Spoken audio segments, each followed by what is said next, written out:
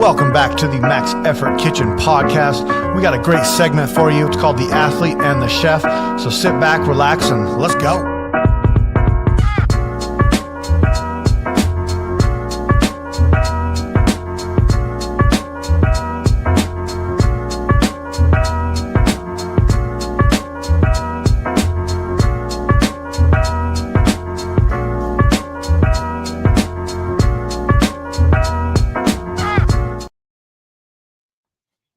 All right, welcome to the Max Effort Kitchen podcast. We are live on Saturday, the 7th. I think that's the day. I am coming straight from training. Cornell, I think you're coming straight from shooting. So this should be a fun show. Yeah, I'm liking it. Yeah. I had a thought over the weekend, and or maybe it was over the week. I don't know, but it was recently. And I was going to pose this question to you and see what you think. And I think it's a pretty easy answer, but we'll see. Do you think that in order to fully, this is so subjective, but be good at weightlifting, it's an equation of the amount of reps that you have stacked versus the amount of times you've competed. Like, I'm trying to think, like, is there an equation, or is it just random, or is it just like what do you think about that? Like, we've talked about like the sweet spot of the window of like I'm kind of in my 8th year. You said that kind of happened with you, but like, is there a mathematical equation of like what it takes to be good at this sport? I just listened to another podcast the other day, and they were very blunt about some stuff, but I will expand more on that in a little while. But yeah, I think, I can just expand on that a little bit now. They basically said there's some people who just have it and some people who don't. Yeah. And they're like, not trying to be a dick here, but there's some people who like they said, if you have the talent for it, for the most part, if you don't have the talent, but you have the training mentality and you're able to push and all that kind of stuff, but you really don't have the talent, you're not going to end up being good. And they were talking about it from like trying to make it international team / Olympics, that view. Yeah. I think that if we kind of take that out, it is very true that like someone who's just naturally good at something is going to be much better at it without trying too hard. But I would say that someone who is naturally good at it, they don't have to work that hard to do it. So it probably won't keep their attention as long. Well, and that's funny because you've told a story on this show before about an old teammate that was like that. And I was kind of going through some podcasts last night and kind of just listening and, just doing a little bit of like checks and balance on the show and the quality and all that. And I listened to the story you told about the guy that came in automatically was jumped up and was lifting a bunch. You talk to the coach, you're like, this guy's not going to be done, or he's not going to stick around. And then next thing you know, he just quit the whole sport altogether because it was too, I hate to say too easy, but it seemed like it. Yeah. So to me, I'm like, because, we see people come into the sport and it's mainly youth lifters that I've been seeing lately that are just putting up some massive numbers. Now, I don't know how long I've never done the research on how long they have trained and all that, but a youth lifter can't have more. How many years really can a youth lifter have under their belt? So, but like, it's really interesting on whether I would love to see like a mathematician go at this and be like, okay, what can we figure out some sort of generalized statement of what it takes to be good at this sport? Because I know other sports have that. Like there's a generalized equation of what you need to do in order to excel. And we see that a lot with like when you have like an NFL player who maybe your dad played in the NFL, and then next thing you know, the son comes up and plays. And that's, it's not a God-given talent. I think that to me, it's a they know the equation on how to get into the NFL. So it's like, how and what, like, is there a equation, or is this sport so damn random that it matters? You either got it or you don't. I think there's just a combination of a handful of things where I don't necessarily think if you have the right mindset, you don't have to compete to get good at this sport. But Right. at the same time, this sport is competing. So that's why when I say I've retired from weightlifting, but I'm not retired from lifting weights, Mhm.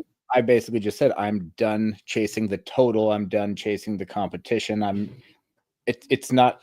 not trying to sound like, oh, I'm never going to beat my old numbers. So Right, what's right. the point in trying? But it's also like, why am I going to put my body through that hell when I can kind of figure out ways to cut stuff back and hopefully be able to do this longer?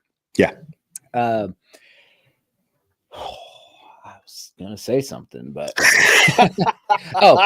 if you look at, like, let's say Clarence Kennedy, or like there's a handful of people, he's kind of, I don't want to say he's washed up now. He's not weightlifting anymore, but Girth Brooks. Yeah. Like some of these guys were unbelievably good at weightlifting. I mean, Clarence Kennedy, I was listening to something the other day and they were talking about, like, oh, remember those old Clarence videos where it was like 11 attempts to snatch 190? And it's like 11. Imagine missing a squat at 190 and trying it 11 times. Like, now let's switch that to snatching. So, yeah, no. but if you look at those people, like, they didn't. I think that competing gives you a goal and it gives you something to push towards, and then as soon as it's done, then you're like, okay, I accomplished that. What's next? But I get to take a break right now. So I think that that's definitely a good part of it, and I think that it helps you. But I think for the most part, if you're going to do this sport, you're going to compete. Yeah. And if you're going to compete, you should compete often so that competing becomes not a big deal. Yeah, and that, and I really think that is something that is maybe in some circles it's talked about a lot, but I think overall it's not talked about enough, of like just competing, stacking up the competitions, because the more you do that, the easier it gets. Even like, say, I'm going to go rewind back to 2024 Masters Nationals. I hadn't competed in almost a year, and it was hard. Mm-hmm. And my numbers weren't, they were okay, but they weren't great. And it opened my eyes of like, okay, you know what? Like, I don't need to only compete nationally. I'm a big, like, local meet guy. I love local meets. I think they're fun. I think we should support local meets more than we do the nationals. But like, I just, there's so many different like angles you can take. And then you throw in the variable of the athlete and say, or the person lifting the bar. You don't even, maybe not even call them an athlete, but the person lifting the bar is like that's the biggest variable right there. And this kind of this was sparked because I've been making some connections with people in the Pacific Northwest. I mean, something that the streaming, those WSOs have done is they've allowed me to kind of get in front of people that I have always seen in this sport but never really talked to. And last night Alana and I were talking. She's like, if I wanted to do weightlifting, what I should probably just join a team, right? And I was like, well, yes, just not mine. Yeah, exactly. Well, and that's what she was like. I would join like somebody else's team and have them train me. And like I was like, yeah, that's the right way to go. I go, but the one thing that you got to remember, and no shade on my wife, but like, she is a very much a person that if she's not good at something, she gets disappointed easily. And I'm like, bro, I go, if you're going to do weightlifting, you better understand that you're not going to be great at it for a while. And that's just all there's to it. You're going to get a good coach. You're going to get somebody who can teach you. You're going to, do all your stuff. And then she's like, what if I don't want to compete? And I was like, well, then why do it? You get out there, compete. And I thought in my brain, I didn't say this out loud, but like, why do She's this hearing sport it right now. I know she is. I'm not saying anything I didn't really say to her. So, it's like, why not want to compete? Like I think, and we talked about this a little bit last time. I think that's what gets you. That's what sparks. That's like, oh, I just did that. That was fun. People cheered for me. I had a good time. They weren't worried about if I was lifting the plastic weights versus, what everybody else was lifting. Like, people cheer for you. And that's all there's to it. Yeah. Like, I would say though, as being in the position I've been in for quite some time with new athletes and coaching people. Yeah. I never tell people you have to compete. Yeah. I will say, I think it'll be good for you, but like that, if I wouldn't want to tell someone like you have to compete if you're going to do the sport, I'd be like, no, just do the sport. If you decide you want to compete, then go for it, but you don't have to. Because I think that if you told someone like, hey, we want to go learn how to play tennis. Cool. We're going to go to a tennis competition. Like, whoa, wait a minute. Yeah. Right. And you have to wear a bathing suit in front of everybody. Yeah. And that I see it. I mean, you and I have a mutual friend that when she started, her biggest hang up was the singlet. Uh-huh. You know who I'm talking about? Not off the top of my head, but it's okay. But I know a lot of Prineville, okay, might live in Tennessee right now. Okay. But I remember having a conversation with her at one of the camps that we went to. Okay. And I was like, why aren't you doing this like more often? Because I think she was teaching CrossFit at the time. And she goes, I don't want to get on in front of everybody in the singlet. It's like, okay, that's legit. I've never heard that before, but that is an interesting thought. And I mean, I don't know. I've never really dealt with that. So that's a whole nother ball game, right? Yeah. My lovely wife is pointing out camel toe. Great. Yeah. That isn't a moose knuckle. That's what the supers have. All right. So it's funny because this is you asked if I had anything to talk about, and I was like, I think I have something, but okay. I listened to a podcast this week and they just gave their opinion, and it was a weightlifting podcast on the enhanced games. And I think that this is just going to be a thing that keeps coming up as we get closer and closer to it. Absolutely. Yeah. And one of the big things that that I have not seen one person acknowledge, and I think I would like to acknowledge it. Okay. They're all saying, I don't think any world records are going to be broken. They're going to take all these drugs and they're probably not going to break any world records. What they're really saying is the people setting the world records are on drugs already. But what I want to look at it as is, let's say that I think Wes Kidd's best snatch is 180 from the floor at a camp. He did it from the blocks or the hang recently. Yeah. The world record, I believe, currently it's lower than it since they changed all the weight classes. It's a little bit lower. I think it's 197. Okay. He was never able to snatch close to that. He wasn't like getting close to setting a world record to begin with. So if he can go from 180 to, let's say, even 190, he made a 10 kilo improvement with very minor amount of drugs that they're giving them, because they don't they're not blasting them. They don't want someone to get sick or get hurt or have a heart attack. That would be like the worst thing that could happen. Yeah. So allegedly, many of these athletes, this is the introduction to drugs. The first bit of drugs is going to make the biggest step. Like the biggest improvement is going to be the smallest amount. So they're on a very small regimented dosage while they're also paying like super attention to all of their blood work and their vital stuff. But if, let's say that Wes could go from, let's say he opens at 185, which would be a PR, 185, 192, and then he goes for that 199 world record. Well, he's a 180 best snatch in, like, not on the platform.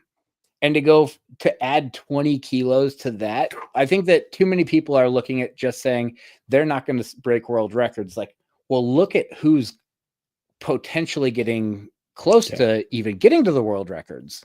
Yeah. I don't think it's necessarily just about who's going to break them. It's like, how much improvement are these people making? And I'll just say it. Most of these people are washed up older weightlifters who are past their prime. Mm-hmm. So if all of a sudden they are now doing this much improvement, then it makes you want to be like, oh, well, what if they were on the enhancements like many of the other countries are, and then it just evened out the playing field. Wow, So, that's a good that's a really neat thing right there. And it also makes you wonder, like, all right, 197, I believe, is a snatch world record. Probably by I don't know who said it, but probably they're not the cleanest. Like, I'm going to go off of what I know with USAW and how stringent like drug testing is here. So I'm always going to compare to Wes. Yeah. But if he did 180 clean at a USAW camp. Right. What is that other person able to do if they were never on drugs? Yeah. It might not be 180. Who knows? Yeah. Maybe that person is clean, but that's the problem with this sport is there's too much. The only way to really get an even playing field is to let everyone take. You can't even say let people take drugs because it's like, well, how much drugs are people going to take? Yeah. I don't think that. Yeah. And if they said you're allowed to have this much testosterone, this much growth hormone, and this much that, people are going to then cheat it and double it. And there's no way for it actually to be a level playing field. That's an interesting thought, the level playing field. The only thing that I would say that does make this the USAW/IWF current thing. Okay, I think I figured it out. It just went off my brain. Okay. How the dirty countries do it, that's how it should be a level playing field. There should be, for a level playing field, there should be no out of competition testing. You do whatever you want, and then you taper off and you piss clean at the meet. Yeah. That would give everyone a level field because now they know that they have whatever the piss window or the detectable window is. They have that many days to get off, and then everyone's going to be off. It's like you're making weight. You're making clean piss.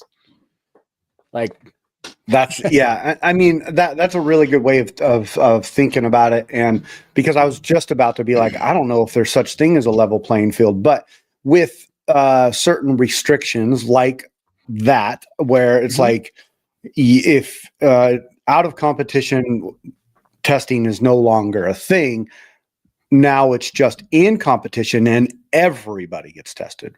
Like everybody. That's just like you sign part of your weigh-in. Yeah, it's you sign up during weigh-ins. Yeah, you weigh in, you get tested. Bam. But if you just look at the weight classes too, people are weighing, they're cutting 5 to 10 kilos potentially to make weight, and then they have to rehydrate. But the people who don't have to, so that would mean that the people who are on drugs have to taper off. So they're going to come down and they're not going to perform as well.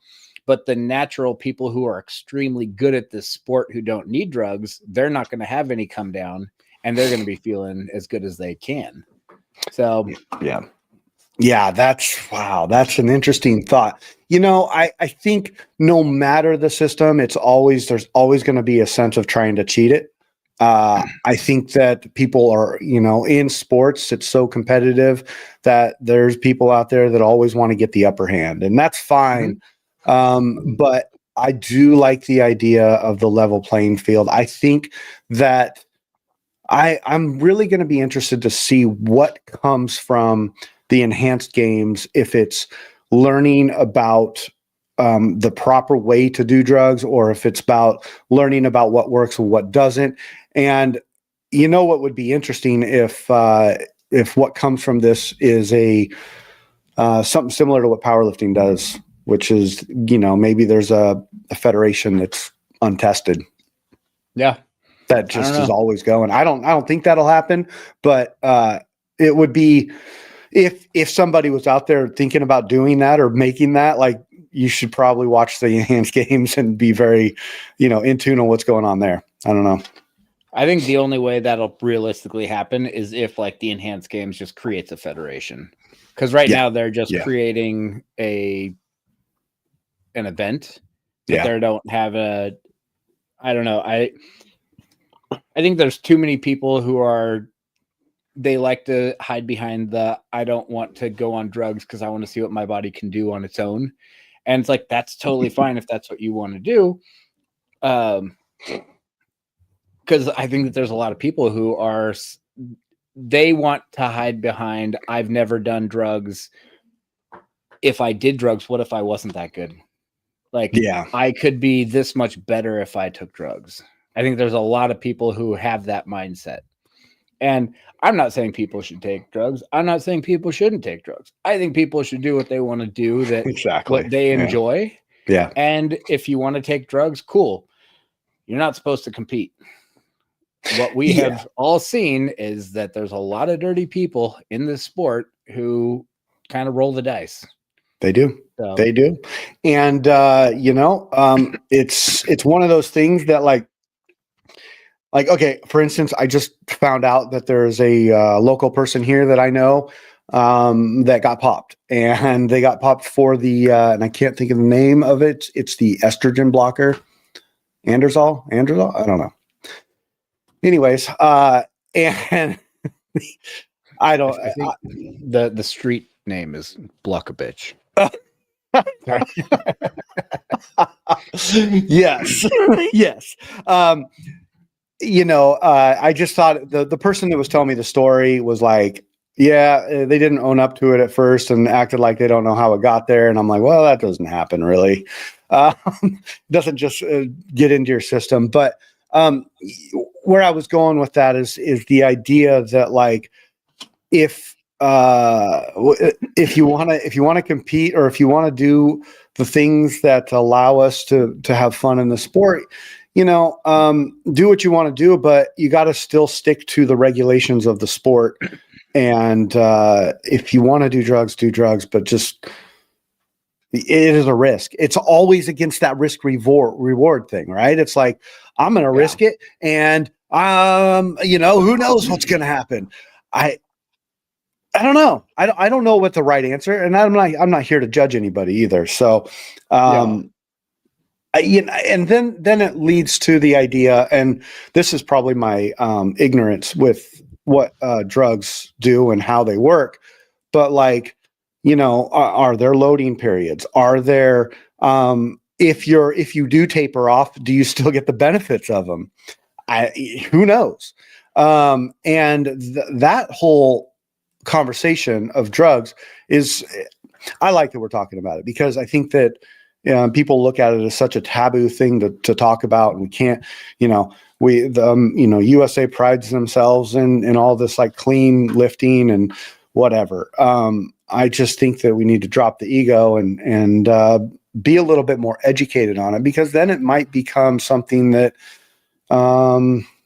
is not so taboo, maybe beneficial. I don't know. Yeah. There's so many different ways to look at this. No, I mean, you can be disqualified for having a belt that's too big. You can be disqualified for having thumb tape that covers the tip of your thumb. Like, there's lots of stupid stuff that's out there that, like, that's banned. Yeah. It's like,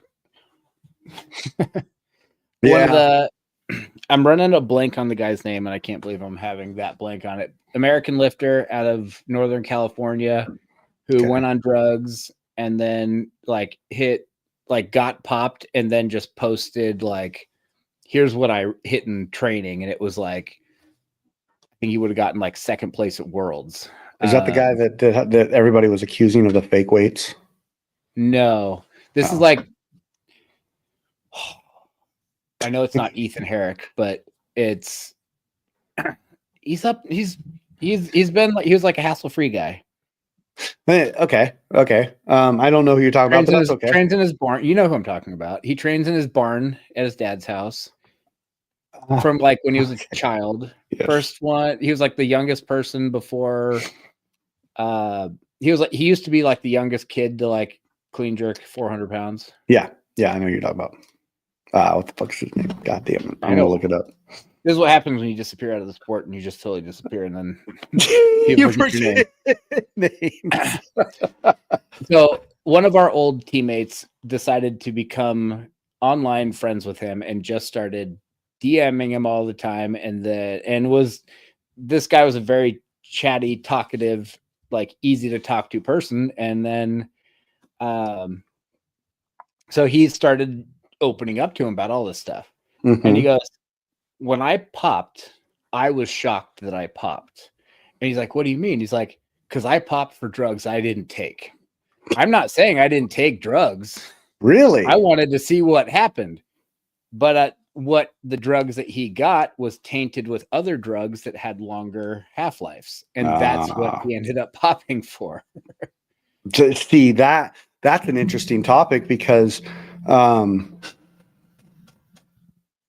yeah, that's not him. It's an interesting topic because it's like Ian Wilson. There it is. Yeah, I looked it up and that's not Marion Jones is not it. No. Yeah, and so the idea. So Ian Wilson's a whole nother ballgame because that guy was a complete beast prior to, and was still a beast afterwards. I don't know. I don't know his history super well, so I'm not going to speak on it. But like, that guy was lifting a shit ton of weight prior to. Yeah. So I would be interested in just hearing his story and why, and maybe but like why he decided to do that. Do you know? Yes, I do. Oh, cool. Should I be talking about this? I don't know, but okay. Whatever. He was told that through USAW that IWF was changing all the rules and they're cracking down on drug policies and all this kind of stuff. And it's going to be a clean playing field. And they're like, we want you to push really hard for this next quad and this and that. And then he pushed really hard and he sacrificed so much of his body. It just beat to hell. Yeah. And then he gets to Worlds in, I think, 2017. And just people are warming up heavier than he's making his third attempts. And he's like, they kept saying this and it turned out to be a complete lie. And they just wanted to push me. And it's kind of like, so then he was just like, you know what? If they're not gonna make it a clean or a even playing field, then I'm gonna come up to their level. Yeah. And after he got popped, he released his like actual lifts that he was doing in training, and it was like I want to say it was 187 or 190. It was close to 190. Like 230 clean and jerk. Mm-hmm. And that would have got him like second place at Worlds that year. Wow. And I think that there's just a lot of shady stuff with the governing body. Mm-hmm. And Wes Kitts just did a podcast recently on a show called Not in My Box. It's the Caffeine and Kilo owner guy, one of those guys. And Wes did basically a tell-all of what USAW did to him. They fired him. That's what they basically did. Yeah. He went to the Olympics for them. He was on a stipend. After the Olympics were done, they reset what the stipend totals needed to be. And he was 1 kilo under what they set it for, 1 kilo over what he made. So he was no longer going to get paid from USAW. Wow.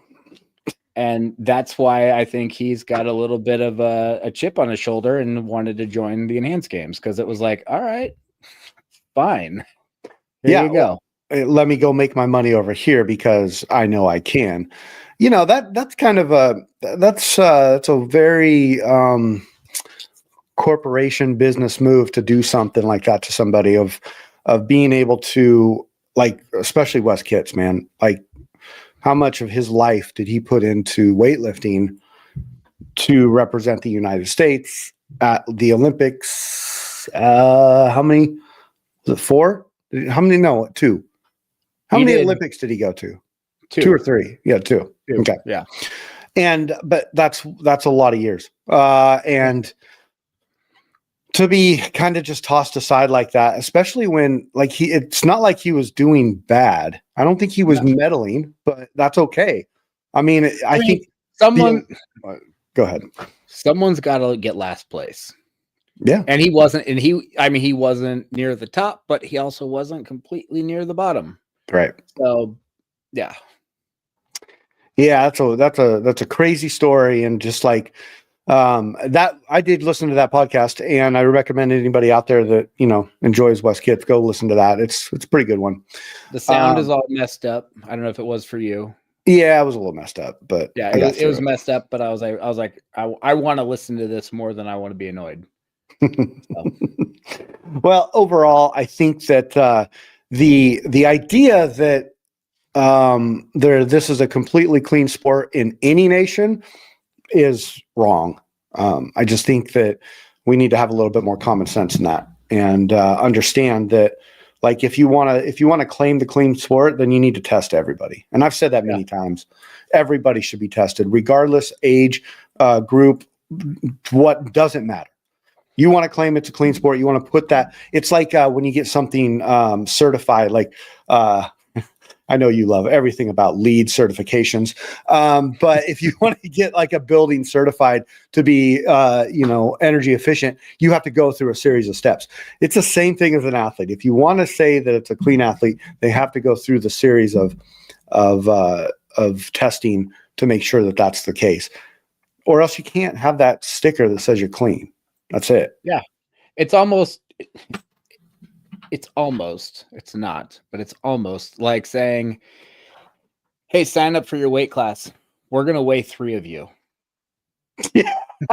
Yeah, right. That's a good point. We're going to randomly weigh 3 people in the session. Everybody else, we only have enough scales for 3 people. Yeah. That's awesome. I think I heard it from Mike Bergner that they used to do the weigh-ins after.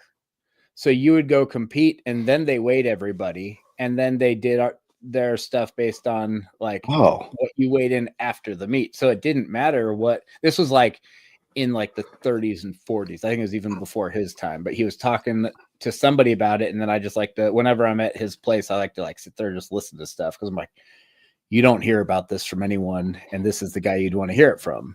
Right. So, and then that's kind of what led into bodybuilding also, is they would do like a physique show after.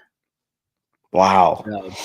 Well, like if you knew you had to compete, and because they wanted people, like they just wanted to know how much people weighed after they were done competing, but it's not what you can get down to, it's what you actually weigh. It's what you actually weigh, which, boy, I talk about that a lot. Like, we were even talking about that at team practice today, because there's a guy that's in my weight class that's on my team, really awesome dude. And I would say we're probably pretty close in the same.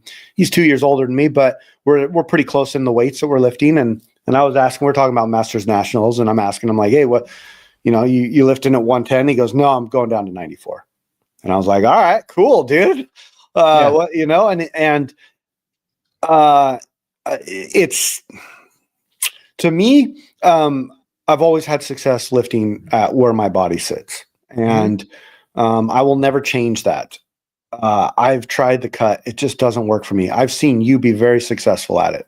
I've seen other people not be so successful at it. I've seen people do well I just think it's obviously dependent on the person, but like, I think in our world of amateur weightlifting, not that big of a deal. I have stuff that I wonder about with my weight cut, with how just my body feels. I feel like my body is kind of like giving up, and it's just like trying to figure out how to survive. I wonder how much of that was me dropping from 108 to 94. Like, and still pushing as hard as I could push, but then just that much more wear and tear by making that cut. I mean, I'm not regretting I made the cut. I wanted to do it. I was tired of weighing what I was weighing. Like, now I can pretty much eat. I've kind of reset my body now, and I can eat kind of whatever I want. I've learned how to live at 99. Yeah, I was going to ask you about that. Like, so you're living about 99 kilos, and you're still under 100. Yeah. Nice. Mm-hmm. I mean, every once in a while after I eat a bunch of food and right before I go to bed, I was convinced I was going to be 101 yesterday, and I jumped on the scale and I was 99.1. Nice. Nice. But then like 2 mornings ago, I was 99.2 when I woke up. So I was like, I don't even Who care. knows, right? Who knows? Yeah, I mean, the weight thing, the weight classes, it's just it's a whole gamut of what you want to do as a person in the sport, and if you have success at it, great. If you don't, then at least you know where you need to be. Yeah. I think with you, you had lifted really well at a certain range. And if I know you well enough, you're like, hey, what can I do down there? And I don't want to say it was like an experiment, but you wanted, that's part of this thing in the sport that you're doing is like, let's learn, let's have some data, let's put it out there and see what happens. And then we can adjust. And it sounds like that's exactly what you did. And you had some success at it, there's also some question marks, right? Like, yeah. No, it was, I feel like I succeeded at doing what I was trying to do. Mm-hmm. But I don't want to I'm at the point where I wouldn't recommend someone else does it. Yeah. If someone wants to go up a weight class, I'd be like, cool, you're going to get good. I mean, maybe you're not, back to what we were talking about earlier, you might be like not super good, but you're going to improve. You're going to improve. I've noticed it right. Don't do it quick. Yeah. Like go up in weight slowly. Like I would say don't go up in weight more than like a kilo every month and a half or so. Yeah. Like if you need to go up 10 kilos, that needs to be close to a year of doing it right. If you do it quicker than that, you don't build muscle that fast. So you're just going to get fat. Well, and it's kind of a double-edged sword. And I talked about this from my angle of like I've put on the average about 3 kilos. And I've had some really good lifting, and I'm not going to attribute all my good lifting to my body weight. I think it's a piece of the pie or a piece of the puzzle there. But I can tell you on the days that I'm not lifting and I'm just every day kind of living, it doesn't feel great. Sure. I would rather live around 99 or 100 kilos. But I do know that at 104, I'm lifting I'm lifting well. I'm moving well. I have the energy I need. And I'm probably going to sit here until my body says, hey, we're either going to go up or go down. Because the thing about me specifically is I don't know. People have opinions about this. I don't care. I don't follow my macros. I'm not like out there like making sure I'm getting every gram of protein I possibly can. I'm eating a balanced diet. I'm eating probably 4 to 6 meals a day. Do I eat more than the average person? Absolutely. People at work look at me like I'm a freaking animal, but to me, I'm like, I'm just eating because my body needs it right now. But I'm not doing anything scientific. I do think the creatine intake that I have been doing has helped in my body weight, because I bet you I could put money on it. The second I stop creatine, I will drop 2 kilos, just like that. And that is what it is. But I really there's nothing scientific about it. I am just lifting to where my body is sitting based off of how I'm eating. So, but if you want to cut weight to see what it's all about, cut weight, man. It's do what you want in this damn sport. Yeah. Don't listen to anybody. I'm looking up my lift, my stats right now. Come on, internet, you suck. It really does suck right now. Hey, while you're looking that, oh wait, did you find it? Yep. Well, I have it here, but I'm like clicking on stuff and hitting search, and then it's just like, hey, you pushed a button, but it's not doing anything for me yet. So keep going. I was going to say, on the topic of gaining weight, my wife did something really cool with food this last week, where she took like 4 chicken breasts, 3 or 4 chicken breasts, threw it in the crock pot, like 2 or 3 bell peppers, some onions, and just let it go. I think some like fajita seasoning, let it go all day. We shredded it up and put it in a container in the fridge, and like literally it's been the most amazing like burrito, or maybe it's a quesadilla or whatever. But like, I can't tell you how much I love having that shredded chicken in, a 4-quart container, because it was Nice. big, and I'm just going in there eating that. And it was, so anybody out there, like if you're trying to gain weight or whatever, go get a crock pot, dude, throw a bunch of meat in there. And I know there's people out there that are like, I hate crock pots, but I don't care. They work really well for food prepping and having this type of stuff. So whatever. Just Okay, I'm gonna go off memory. Okay, cool. My biggest meet ever, I did 322. I went 147, 175, and I had to cut weight to make 109. I was walking around like around 111, 112. So I didn't have to cut a lot of weight, but I had to cut some. Yeah. I want to say it was 4 to 5 months later, I competed again.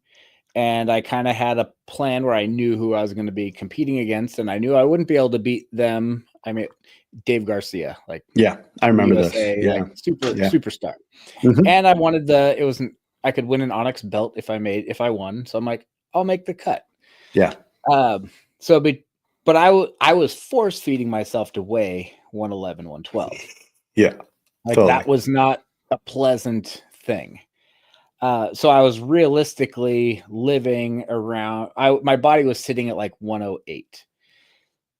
Then for that next meet, all right, I found it. So my best, where did it go? 322. I weighed in at just under 108. So I did drop a nice chunk like that day. And I remember like not eating anything that day. And I drove up to the place in my car with the heater on, the seat warmers and everything. Mm-hmm. So I ended up weighing 107.8. And then that was, where's that date? July.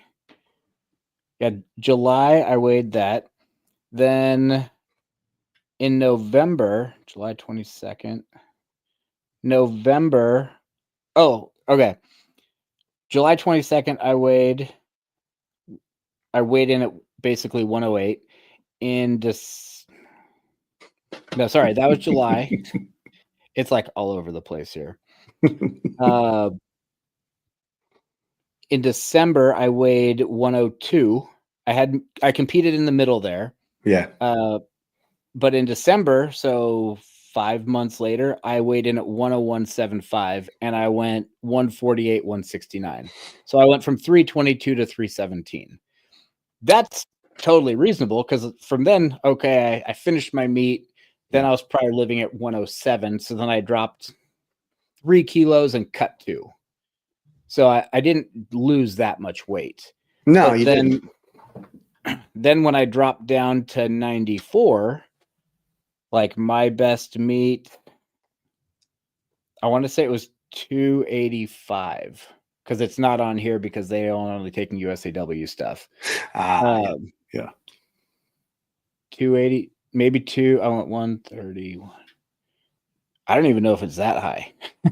Wow. But that's almost like that was like a 19 kilo body weight change. It was over a couple of years, but still like right. The weight that I could lift was not that much. But I went 130, 141 or so. I don't even remember what I did at Worlds. But 2 weeks later, I competed and I weighed 97.8. So I put on 4 kilos and I went 295. So this is interesting because to me, and I've heard this quote or saying or whatever, where weight moves weight. Yeah, it's really, I think it's true. And I've always wondered, like, is that a real statement? But, based off of what you're saying right there, like, it's so hard because then you got these 70 kilo or whatever lifters that are just throwing up weight. Like you're like, well, how is that even happening? So I don't know, dude, that's interesting data right there. Yeah. I'd like to see how that works. How really it works, because, one thing about you also that kind of, throws something, a question mark in there is you're also in your 40s, like what if we took those same numbers and we put it on somebody in their 20s? Would that have the same effect on their lifting? I don't know. And knowing that it took me 40 years to get up to like 109. Yeah. And then it took me 2 years to get down to 94. Yeah. Yeah. And so if anybody's listening, the moral of that story is that nothing happens fast. Yeah. So nothing in this sport happens fast. And that's really all there is to it. And it takes loyalty, it takes dedication, it takes consistency. I mean, you can throw out all these like buzzwords, whatever, but in the end, we're not endorsing drugs. We're just saying do what you want to do. Just be safe and don't be stupid about it. Like, that's the thing. It's like, don't be stupid, because that's what kind of makes the sport look bad. I mean, look at CrossFit. Like everybody I got into CrossFit and they're like, you're going to get rhabdo. No, I never got it. So, but it's because people are being stupid in that sport and I think pushing themselves. The one other thing, not to keep bringing this up, but with drugs, I feel like the people who are the biggest like scare tactic people are the people who haven't done any research and who don't know anything about it. And they just want to say like, we don't want people dropping dead of heart attacks just because they went on some testosterone for fun, just to see what happened. Like, we don't want people dropping dead all the time. It's like, do you have any idea? Do you have any knowledge of what this does? Like, you don't even know. Or they'll just be like, they're all just going on steroids. It's like, steroids is a very blanket term. Like, look up, give me which drug is steroid? I don't think there's a drug called steroid. No, there's not. Maybe I'm wrong. That's the umbrella of all the different steroids. Yeah. So it's like, cool.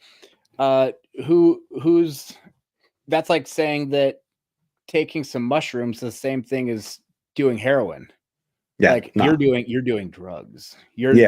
Well, like, yeah. And that, dude, that's a whole conversation right there, because the like, and I guess what I just heard you say was the reason why people are scared is because they're not educated on it. And I mean, getting educated on it is how you do that. I don't know. Go to your doctor, talk to him, see what's up there. But like, following along with Dylan Cooper's journey, because he's very open about this stuff. It's like, there you go.